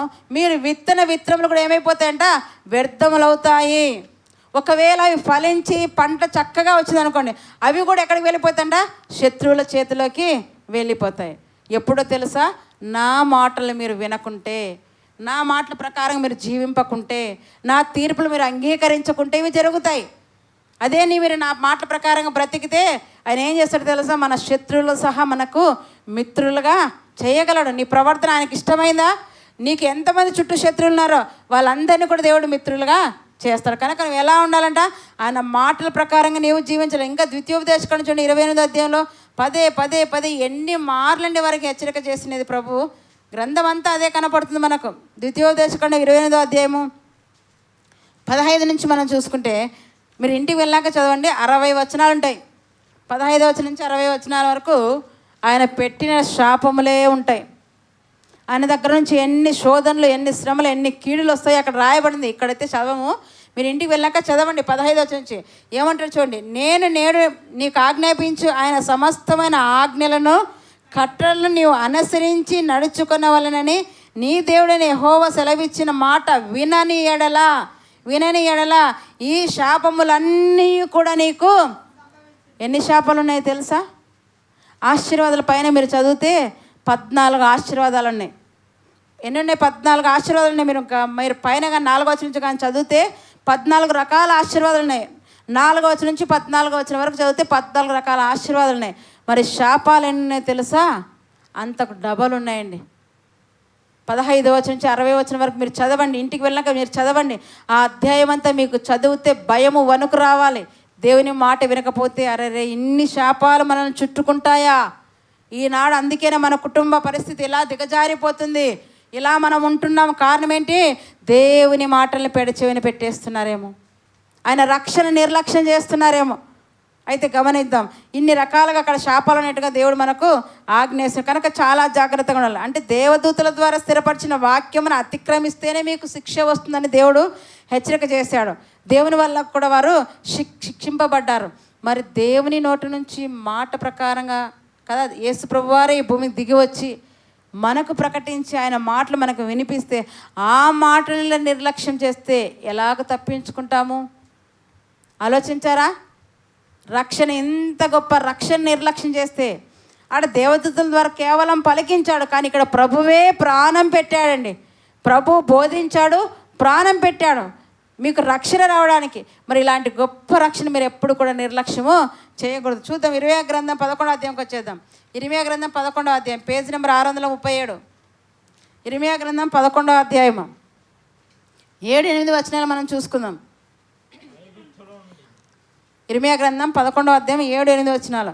ఐగుప్తులో నుండి మీ పితరులను రప్పించిన దినము మొదలుకొని నేటి వరకు నేను గట్టిగాను ఖండితముగాను చెప్పుచూ వచ్చి తిని. ఏం చెప్పాడు దేవుడు ఇర్మియా గ్రంథంలో? తిరిగి మళ్ళా ఇశ్రాయేలు జనాంగంతో ఇర్మియా ద్వారా దేవుడు మాట్లాడతాడు. మీ పితరుల దినం మొదలుకొని, మీ పితరుల దినం మొదలుకొని కదా ఇప్పటి వరకు ఏం చేస్తున్నాడంట? మీ పితరుల దినం మొదలుకొని నేటి వరకును నేను గట్టిగాను ఖండితముగాను ఏం చేస్తాడు దేవుడు అంట? గట్టిగాను ఖండితముగాను చెప్పుచూ వచ్చి తిని, నా మాట వినుడని పెందల కడ లేచి చెప్పుచూ వచ్చి తిని. అయినను వారు ఏం చేశారంట? తమ దుష్ట హృదయములో పుట్టు మూర్ఖత చొప్పున నడుచుచు వినకపోయిరి, చెవి యొగ్గిన వారు కాకపోయిరి. వారు అనుసరింపవలని నేను వారికి ఆజ్ఞాపించిన ఈ నిబంధన మాటలన్నింటినీ అనుసరించి నడవలేదు గనుక నేను ఆ నిబంధనలోని వాటినన్నిటిని వారి మీదకి రప్పించుచున్నాను. ఏం చేశారంటే దేవుడు? ఐగుప్తులో కదా వాళ్ళు బయలుదేరేపటి నుంచి అంటే మీ పితరుల కాలం మొదలుకొని నేటి వరకు ఎలా ఉన్నారంట? విననొల్లని వారిగా ఉంటున్నారు. వారు దేవుని మాటలను విననొల్లని వారిగా. మరి ఆయన ఎలా చెప్పాడంట? గట్టిగా ఖండితముగా. మీకు కూడా ప్రతి వారం దేవుడు వాక్యం ద్వారా ఇలాగే హెచ్చరిక చేస్తున్నాడు. గట్టిగా ఖండితముగా చెప్తున్నాడు. వారం వారం సంఘానికి సమయానికి రండి అని చెప్తున్నాడు. క్రమంగా మందిరానికి రండి అని చెప్తున్నాడు. అయినా మీరు ఏం చేస్తున్నారు తెలుసా? దేవుని మాటను నిర్లక్ష్యం చేస్తున్నారు. దేవుని మందిరంలో ఒక్క దినం గడపట 1000 దినముల కంటే శ్రేష్టం అండి. పదం తెలుసు కానీ దాన్ని గ్రహించలేకపోతున్నారు. శ్రేష్టం అంటున్నాడు. లోకంలో 1000 దినాలు గడిపినా అది ప్రయోజనం లేనిది. దేవుని మందిరంలో ఒక్క దినం గడిపితే చాలు అంటున్నాడు. అది దేవుని దినం, మనం దొంగిలించకూడదు. ఎన్ని మాటలు ప్రభు హెచ్చరిక చేస్తున్నాడు, గట్టిగా చెప్తున్నాడు. వారం వారం వారం వారం గట్టిగా ఖండితంగా చెప్తున్నాడు. మనం వింటున్నామా? ఆనాడు మన పితరులైన ఇశ్రాయేలు వల్ల మనము కూడా పెడచెవిని పెడుతున్నామేమో, జాగ్రత్త. అందుకే ప్రభు అంటే ఇంత గొప్ప రక్షణ నువ్వు నిర్లక్ష్యం చేస్తే ఎలాగూ తప్పించుకుంటావు? ఈరోజు దేవుడు హెచ్చరిక చేస్తున్నాడు. రక్షణ నీకు ఊరినే రాలేదు. ఆయన ప్రయాసపడ్డాడు, ప్రాణం పెడితే నీకు రక్షణ వచ్చింది. అది కూడా ఉచితంగా ఇచ్చాడు. రక్షణ మీకు రక్షణ కంటే 1 కోటి రూపాయలు కట్టాలంటే ఇక్కడ ఎవరైనా కట్టగలరా? మన జీవితాంతం పనిచేసిన 1 కోటి రూపాయలు సంపాదించలేం. కానీ 1 కోటి రూపాయలు కదా చిల్లి గవ్వ లేకుండా దేవుడు నీకు అందరికీ రక్షణ ఇచ్చాడు, మీకు అందరికి కూడా. మరి ఆ రక్షణ విషయం మీరు నిర్లక్ష్యం ఉంటే ఆయన శాపం, ఆయన ఉగ్రతను మీరు తప్పించుకోలేని దేవుడు ఈరోజు హెచ్చరిక చేస్తున్నాడు. ముందుకు వెళ్ళిపోదాం మనం. అయితే చూద్దాం, చూడండి. దేవదూతల ద్వారా ఇవ్వబడిన ధర్మశాస్త్రం అతిక్రమిస్తేనే దేవుడు వదలలేదండి. గమనించారా? దేవదూతల ద్వారా ఇవ్వబడిన ధర్మశాస్త్రం అతిక్రమిస్తేనే దేవుడు వదలలేదు. మరి ఎంత గొప్ప నిర్లక్ష్యం చేస్తే దేవుడు మరి వదులుతాడా? వదలండి కదా. రక్షణ ఎలా ఆరంభమైందంట? ప్రభు బోధించుట చేతనే రక్షణ ఆరంభమైంది. ఇంకా తన కుమారుని ఏ విధంగా ఉంచాడో చూద్దామా? హెబ్రీయులకు రాసిన పత్రిక 1వ అధ్యాయం. హెబ్రీయులకు రాసిన పత్రిక 1వ అధ్యాయం. తన కుమారుని చూడండి దేవుడు ఏమేమి ఇచ్చాడో. 1వ అధ్యాయం 2-4 వచనాలు చదువుకుందాం. ఈ దినముల అంతమందు కుమారుని ద్వారా మనతో మాట్లాడాను. ఈ దినముల అంతమందు కుమారుని ద్వారా మనతో మాట్లాడాను. ఆయన ఆ కుమారునికి ఏమంట సమస్తమును వారసునిగా నియమించిన. ఆయన ఏమిటంట ఆ కుమారుని సమస్తమునకును వారసునిగా నియమించిన. ఎవరిని? యేసు ప్రభు వారిని సమస్తానికి వారసునిగా ఎవరిని నియమించాడు? దేవుడు తండ్రి అయిన కదా దేవుడు కుమారుడైన యేసు ప్రభు వారికి సమస్తానికి కూడా మరి అధికారం ఇచ్చాడట. మనం గమనిస్తే కుమారుని ద్వారా మనతో మాట్లాడిన ఆయన ఆ కుమారునికి సమస్తమునకు ఏమంట వారసునిగా పరలోకాన్ని పాతాళాన్ని సమస్తాన్ని కూడా తండ్రి అయిన దేవుడు కుమారుడైన యేసుక్రీస్తు వారికి అప్పగించినట్టుగా మనం చూస్తున్నాం. సమస్తానికి వారసునిగా నియమించాడు. ఆయన ద్వారా ప్రపంచంలో నిర్మించను. ఏమేమి వచ్చాయి ఇప్పుడు చూసుకుందామా? ఆయన ద్వారా ఏమన్నా వచ్చిందంటే మొదట ప్రపంచములు. ప్రభువు లేకుండా ప్రపంచం నిర్మింపబడలేదు. ఆయన లేకుండా సమస్తం ఆయన మూలంగా కలిగినది. యోహాను సువార్తలో అవునా? సమస్తం ఎవరి మూలంగా కలిగిందంట? క్రీస్తు మూలంగానే. ఆయన లేకుండా ఏది లేదు. అదే ప్రపంచంలో ఆయన మూలంగా నిర్మించాను. ఆయన దేవుని మహిమ యొక్క తేజస్సును, ఇంకా ఏమైనా అంటే యేసు ప్రభు వారు దేవుని యొక్క మహిమ యొక్క తేజస్సును అంటాడు. ఇంకా ఆయన తత్వము యొక్క మూర్తిమంతమునై ఉన్నాడంట. మూడోది ఏంటంట? ఆయన తత్వం యొక్క మూర్తిమంతమునై ఉన్నాడు. ఇంకా తన మహత్తు గల మాట చేత సమస్తమును నిర్వహించుచు అంటున్నాడు. తన మహత్తు గల మాట చేత యేసు ప్రభు వారు భూమి మీద ఉన్నప్పుడు కదా, ఒకానొక సమయంలో శిష్యులు ఆయన సముద్రంలో పడవలో ప్రయాణం చేస్తుండగా పెద్ద తుఫాను లేచింది. గాలి చేత పడవ అలల చేత ఇటు అటు కొట్టబడుతుంటే వెంటనే ప్రభువారు లేచి గాలితో కదా మాట చేత గాలిని ఏం చేశాడంటే ఆయన నిమ్మలింపచేశాడు, అణచివేశాడు. తన మహత్తు గల మాట చేత ఆయన ఏం చేశాడంట సమస్తాన్ని చేశాడు. అక్కడ నుంచి చూడండి చక్కగా చదువుదాం. తన మహత్తు గల మాట చేత సమస్తమును నిర్వహించుచు పాపముల విషయంలో శుద్ధీకరణం తానే చేసి, పాపముల విషయంలో ఏం చేశాడంట? పాపముల విషయంలో శుద్ధీకరణం చేశాడు. తానే ప్రాణం ఎవరు పెట్టారండి? ప్రభు అయిన యేసుక్రీస్తు తనకు తానుగా పెట్టాడు ప్రాణం. ఎవరో పెట్టింది కాదు కదా. అనుకుంటారు మేము చంపాను కాదు. ప్రభువుకు ప్రాణం పెట్టే అధికారం ఉంది, తిరిగి తీసుకునే అధికారం కూడా ఉందండి. యేసు ప్రభు వారికి ఏముందంట? తనకు తానే ఆయన మన పాపములకు శుద్ధీకరణ చేయడానికి, మన పాపములకు ప్రాయశ్చిత్తం చేయడానికి ఆయన ఏం చేసింటే తనకు తానే ప్రాణత్యాగం చేశాడంట. ఇంకేముంది?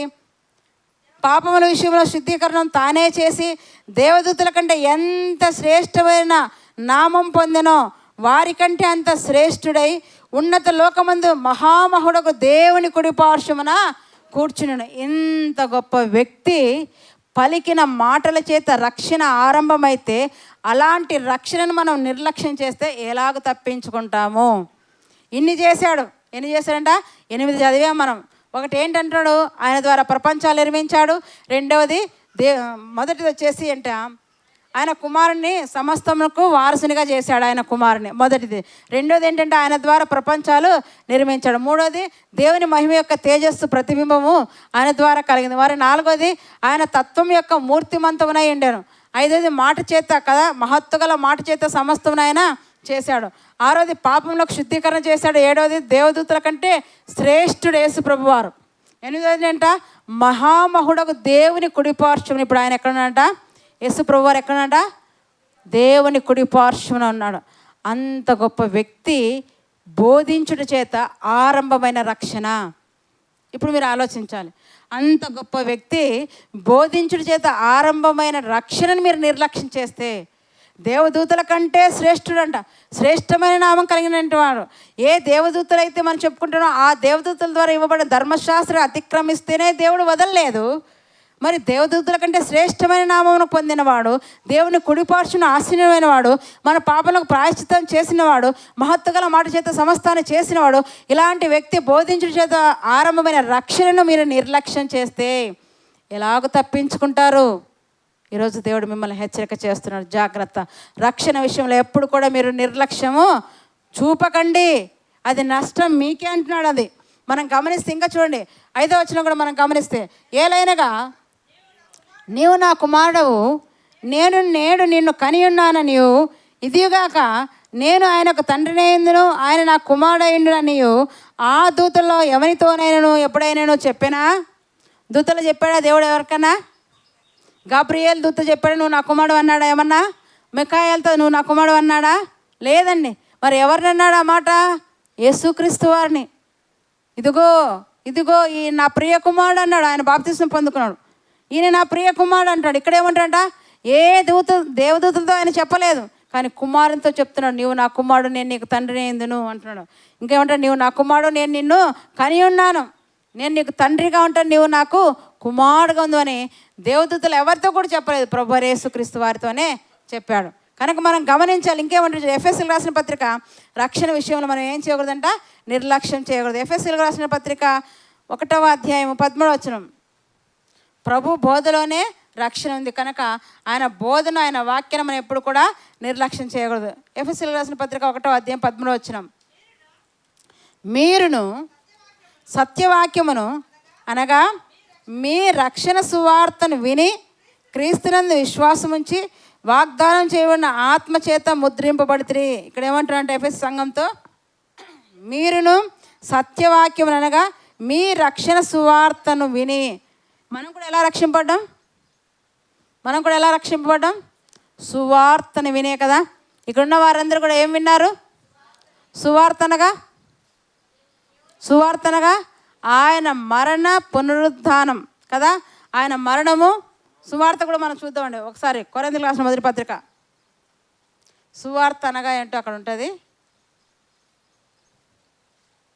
13వ అధ్యాయం అనుకుంటా, 15వ అధ్యాయం 3వ వచనం. మీరు రక్షణ పొందిన వారైందురు, అలాగే చెప్తే నాకు ఇవ్వబడిన ఉపదేశమును మొదట మీకు అప్పగించి తిని, అదేమనగా లేఖనముల ప్రకారం క్రీస్తు మన పాపముల నిమిత్తం ఏమంట? మృతి పొందెను, సమాధి చేయబడెను, లేఖనముల ప్రకారం 3వ దినమున లేపబడెను. ఇది సువార్త. ఏది సువార్త? అంట? మరణ సమాధి పునరుద్ధానమే సువార్త. ఈ సువార్త వినడం ద్వారానే మనం ఏమైనామంట?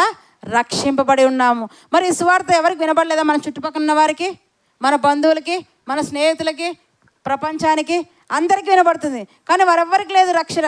నీకే వచ్చిందంటే నువ్వు దేవుని ఆలోచనలో ఉన్నావు, దేవుని ప్రణాళికలో నీవు ఉన్నావు, దేవునికి నువ్వు ఆకర్షింపబడ్డావు, ఆయన రక్షణలోకి వచ్చావు. రక్షణలోకి వచ్చిన తర్వాత నిర్లక్ష్యం చేస్తున్నావేమో, జాగ్రత్త అంటున్నాడు దేవుడు. రక్షణలోకి వచ్చిన తర్వాత ఏం చేస్తున్నావు? దేవుని ఎడల నిర్లక్ష్యం చేస్తున్నావేమో, జాగ్రత్త అని దేవుడు హెచ్చరిక చేస్తున్నాడు. అందుకే ఇక్కడ ఏమంటాడంట 13వ వచనం మనం గమనిస్తే, ఎఫెసీయులకు రాసిన పత్రిక 1:13లో మీరును అంటాడు చూడండి. మీరును సత్యవాక్యమును అనగా మీ రక్షణ సువార్తను విని క్రీస్తునందు విశ్వాసం ఉంచి వాగ్దానం చేయబడిన ఆత్మచేత మీరు ఏమైనారంట? ముద్రింపబడి. అంటే రక్షణ వాక్యంలో సువార్తలో క్లుప్తంగా చెప్పబడింది. రక్షణ వాక్యం ఎందులో ఉందంట? సువార్తలో ఉంది. సువార్త వినడం ద్వారానే మనము రక్షింపడం. అందుకే మార్కు సువార్త 16వ అధ్యాయం 15వ వచనం ఏమంటంట? మీరు సర్వలోకానికి వెళ్ళి సర్వ సృష్టికి ఏం చేయాలంట? సువార్తను ప్రకటించుడి. 16 నుంచి నమ్మి బాప్తిస్మం పొందిన వారికి, ఎవరైతే సువార్తను నమ్ముతాడో కదా వాడు రక్షింపబడతాడు. నమ్మి బాప్తిస్మం పొందినవాడు రక్షింపబడను. ఈరోజు మనం సువార్తను నమ్మాం, బాప్తిస్మం పొందాం, రక్షింపడ్డాం. రక్షణలోకి వచ్చిన తర్వాత నిర్లక్ష్యంగా జీవిస్తున్నామేమో దేవుడు హెచ్చరిక చేస్తున్నాడు. దేవుని విషయంలో ఎవ్వరు కూడా నిర్లక్ష్యాన్ని కనపరచకూడదు. తెస్సలోనికీయులకు రాసిన పత్రిక మొదటి పత్రిక చూడండి, 5వ అధ్యాయం 9వ వచనం. తెస్సలోనికీయులకు రాసిన మొదటి పత్రిక 5వ అధ్యాయం 9వ వచనం. 5:9 187 పేజ్ నెంబర్. ఎందుకనగా మన ప్రభువు అయిన యేసుక్రీస్తు ద్వారా రక్షణ పొందుటకే దేవుడు మనల్ని నియమించెను, కానీ ఉగ్రత పాలగుటకు నియమింపబడలేదు. దేవుడు మనల్ని ఎందుకు నియమించుకున్నాడంట? ఎలాగంట? క్రీస్తు ద్వారా అని చూడండి అక్కడ. ఎందుకనగా మన ప్రభువు అయిన యేసుక్రీస్తు ద్వారా మీరు అందరు కూడా ఏం పొందుకోవాలని? రక్షణ పొందుకోవాలని దేవుడు మిమ్మల్ని నియమించాడు, కానీ ఉగ్రత పాలగుటకు దేవుడు మిమ్మల్ని నియమింపలేదు. మరి ప్రభు అయిన క్రీస్తు ద్వారా ఇక్కడ కూర్చుని మనం అందరం కూడా ఏం పొందుకున్నాం? ఇప్పుడు రక్షణ పొందుకున్నాం. ఉగ్రత కాదండి, యాక్చువల్గా దేవుని ఉగ్రత మన మీద ఉండేది. కానీ ఎప్పుడైతే సువార్తను విన్నామో, రక్షింపబడ్డామో, ఆ రోజు నుంచి దేవుని ఉగ్రత తొలగిపోయి మనకేమొచ్చిందంటే కృప ఆవరించింది. మీరు విశ్వాసం ద్వారానే కృపచేతనే రక్షింపబడి ఉన్నాడండి. ఎఫెసీ పత్రిక 2వ అధ్యాయం చూడండి, పక్కనే ఉంటుంది. ఎఫెసీయులకు రాసిన పత్రిక 2వ అధ్యాయము 8వ వచనం. 2వ అధ్యాయము 8వ వచనం. మీరు విశ్వాసం ద్వారా కృపచేతనే రక్షింపబడి ఉన్నారు. ఇది మీ వలన కలిగిన కాదు, దేవుని వరమే, గాడ్ గిఫ్ట్. ఈరోజు నువ్వు రక్షింపబడ్డావంటే ఇచ్చాడు కదా గిఫ్ట్. ఏది ఇచ్చాడు గిఫ్ట్? రక్షణ ఇచ్చాడు. దేనికి రక్షణ? నీ పాపము నుండి, శాపం నుండి, అపరాధం నుండి విమోచించి రక్షించి పరలోకానికి, నిత్య జీవానికి చేర్చాలనే దేవుడు నిన్ను రక్షించడు. ఇది దేవుని యొక్క వరమే, గిఫ్ట్. నువ్వు రక్షింపబడ్డావంటే గిఫ్ట్ అంతే. దాన్ని ఏం చేయకూడదంట? దుర్వినియోగం చేసుకోకూడదు, నిర్లక్ష్యం చేసుకోకూడదు. రక్షణను అంతం వరకు మనం ఏం చేయాలంట? కాపాడుకోవాలి. రక్షణ ఏం చేయాలంట? కాపాడుకోవాలి. ఎక్కడ నేను దేవుని నుండి తొలగిపోతానో, ఒక వారం మందిరానికి వెళ్ళకపోతే దేవుని మాటలు నాకు దూరం అయిపోతాయేమో, దేవుని నుండి తొలగిపోతానేమో అని భయముతో, మన సొంత రక్షణ మనం ఏం చేయాలంట? భయముతో, వణుకుతో దాన్ని కొనసాగించాలని పత్రికలో మరి పౌలు గారు రాసినట్టుగా మనం చూస్తున్నాం. చూడండి, ఈ రక్షణ ఏం చేస్తుంట? మొదటి పేతురు రాసిన పత్రిక 2వ అధ్యాయం ఇంకా చూద్దాం. పేతురు రాసిన మొదటి పత్రిక 2వ అధ్యాయము 3వ వచనం. ఈ రక్షణ ఏం చేయాలంటారు చూడండి, 2వ అధ్యాయం 3వ వచనం. సమస్తమైన దుష్టత్వమును, సమస్తమైన కపటమును, వేషధారణను, అసూయను, సమస్తమైన దూషణ మాటలను మాని ఏం చేయాలంటాడు ఇక్కడ? రక్షణ పొందుకున్న నీవేం చేయాలంట? దుష్టత్వమును మానాలి, కపటమును మానాలి, వేషధారణను మానాలి, అసూయను మారాలి, సమస్త దూషణ మాటలను కూడా మానాలి. ఏమేమి మానుకోవాలి? రక్షణ పొందుకున్న మీలో ఇవి కనపడుతున్నాయేమో ఒకసారి మీరు పరీక్షించుకోండి. దూషణ మాటలు మీ నోటికి వస్తున్నాయా? అసూయ మీలో ఉంటుందా? వేషధారణ మీరు కనపరుస్తున్నారా? కల్మషమును, కపటమును మీరు కనపరుస్తున్నారా? అయితే ఇవి మానాలి, ఇవి తీసివేసుకోవాలని ప్రభువు సెలవిస్తున్నాడు. చూడండి, సమస్తమైన దుష్టత్వమును, సమస్తమైన కపటమును, వేషధారణను, అసూయను, సమస్తమైన దూషణ మాటలను మాని ఏం చేయాలంట? క్రొత్తగా జన్మించిన శిశువులను పోలిన వారై. ఎలా ఉండాలి? క్రొత్తగా జన్మించిన శిశువులను పోలిన వారై నిర్మలమైన వాక్యమును పాలను. వాక్యం ఎలాంటిదంట? వాక్యం ఎలాంటిది? నిర్మలమైన. పాలలో ఏదేసినా ఏమైపోతుంది? పాలలో ఏదేసినా పాలు పోయించుకుంటారు కదా గిన్నెలు. ఏ గిన్నెలో పడితే ఆ గిన్నెలో పాలు పోయించుకుంటారా? మన ఇంట్లో 10 గిన్నెలు ఉన్నాయి. ఈరోజు పోయించుకున్న పాల గిన్నె కడగలేదు, రేపు పాలు పోయించుకోవాలి. ఏ గిన్నె అంటే ఆ గిన్నె వాడతారా? ఎందుకు వాడరు?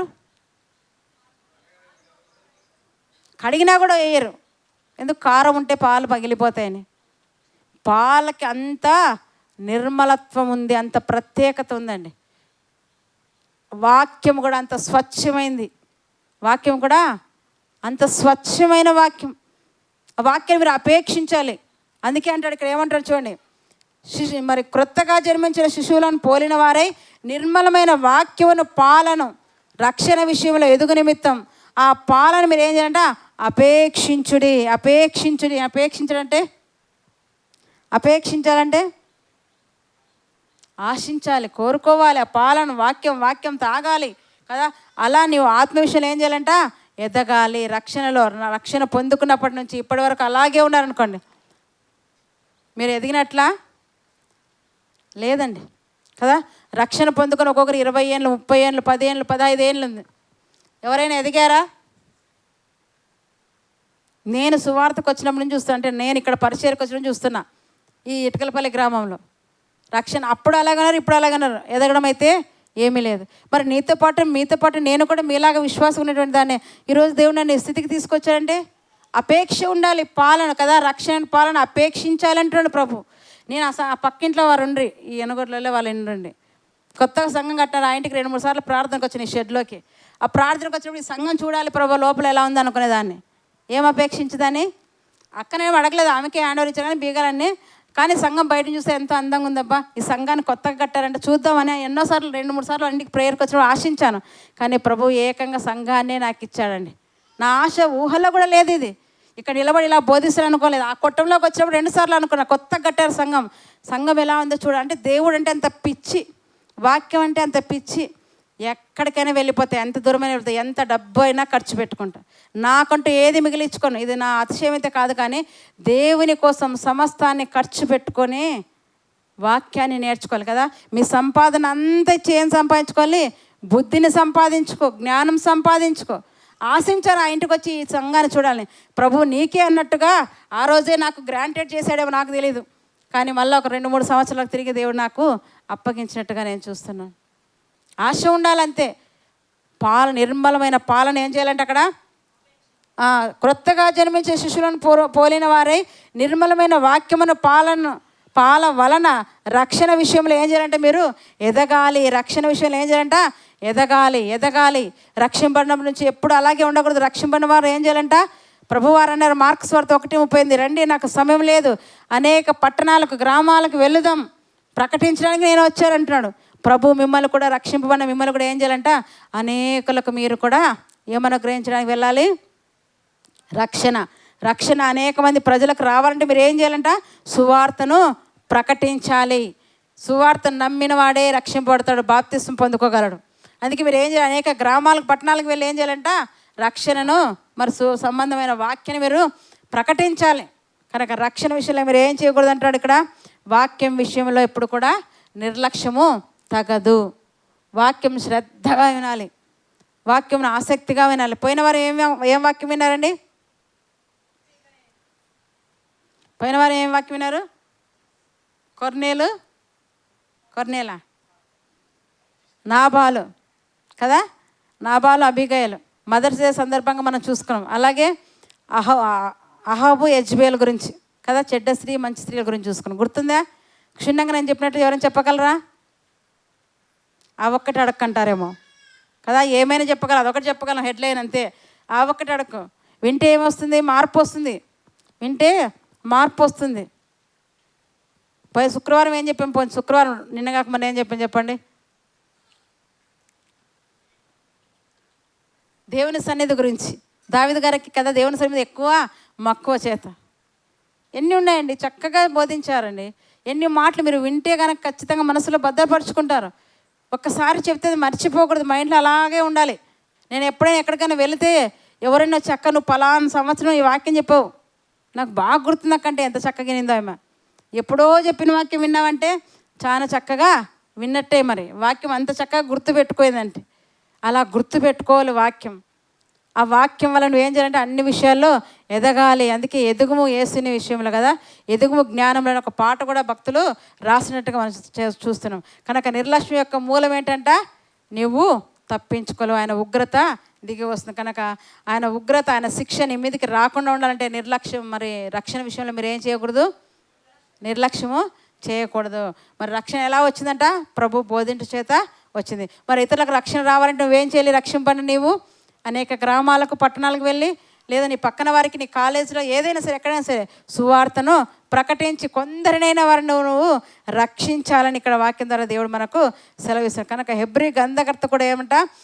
విన్నాడు గనక మనము అని అంటున్నాడు కదా. ఈ వాక్యం విన్నాడు కనుక మన అందరికి కలిపోయినా చెబుతున్నాడు. 2వ అధ్యాయం మరొకసారి చదువుకొని మనం ముగించుకుందామండి. హెబ్రీ రాసిన పత్రిక 2వ అధ్యాయము ఇందాక మనం మొదటి చదివిన వాక్యాన్ని చదువుకొని ముగించుకుందాం. 3వ వచనం, ఇంత గొప్ప రక్షణను మనం నిర్లక్ష్యం చేసినట్లా ఎలాగ తప్పించుకుందాము? అట్టి రక్షణ ప్రభు బోధించుడి చేత ఆరంభమై దేవుడు తన చిత్తానుసారముగా సూచక్రియల చేతను, మహత్కార్యం చేతను, నానా విధములైన అద్భుతముల చేతను, విధములైన పరిశుద్ధాత్మ వరములను అనుగ్రహించుట చేతను వారితో కూడా సాక్ష్యం ఇచ్చుచుండగా వినిన వారి చేత మనకు దృఢపరచబడేను. కనుక ఇక్కడ అంటాడు, ఈ రక్షణ మనం ఎప్పుడు కూడా నిర్లక్ష్యము చేయకూడదు. రక్షణ మనకు రావాలంటే ఎన్ని చేశాడు ఆయన? ఎన్నో చెప్పాడు కదా, సూచక్రియలు, మహత్కార అద్భుతాలు కదా, నానా విధములైన సూచక్రియలు అన్నీ చేశాడు. దేనికోసమంట? మనమందరం కూడా అవైనా చూసి ప్రభు దగ్గరకు వచ్చి రక్షింపడతామేమో అని కదా. చనిపోయిన వారు యేసు ప్రభు వారు లేపారు, మరి రోగుల్ని స్వస్థపరిచాడు. మరి 5 చేపలు 2 రొట్టెలను కదా 5,000 మందికి పంచిపెట్టగలిగాడు. 12 గంపలు ఎత్తగలిగాడు. ఇవన్నీ సూచక్రియలు, మహత్కార అద్భుతాలు. దేనికోసమంట? ఇవన్నీ మీరు చూస్తేనే నన్ను నమ్మి కదా రక్షణ పొందుకుంటారేమో అని దేవుడు చేసినట్టు కూడా అన్నీ రాసి పెట్టాడండి. కనుక రక్షణ మనం ఎప్పుడు కూడా ఏం చేయకూడదంట? నిర్లక్ష్యం చేయకూడదు. ఇప్పుడు దేవుడు నీకు ఇచ్చిన రక్షణ విషయంలో నువ్వు ఎలాగున్నావో ఒకసారి నువ్వు ప్రశ్నించుకోవాలి. నిర్లక్ష్యంగా ఉంటున్నావేమో, దేవుని వాక్యాన్ని పెడచెవిన పెడుతున్నావేమో, మందిరాన్ని త్రోసివేస్తున్నావేమో, జాగ్రత్త. దేవుని యొద్ద నుండి శిక్ష రాబోతుంది. ఆ శిక్ష నువ్వు తప్పించుకోవాలంటే రక్షణ విషయంలో నిర్లక్ష్యంగా ఉండకుండా ప్రభు నీకు చెప్పింది ఏంటో నువ్వు చేసి సువార్తను కదా సర్వలోకానికి వెళ్ళి సర్వ సృష్టికి ప్రకటించాలనేదే దేవుని యొక్క కోరిక. దేవుడి వాక్యం ద్వారా మనందరినీ కూడా దీవించునుగాక. ఆమెన్.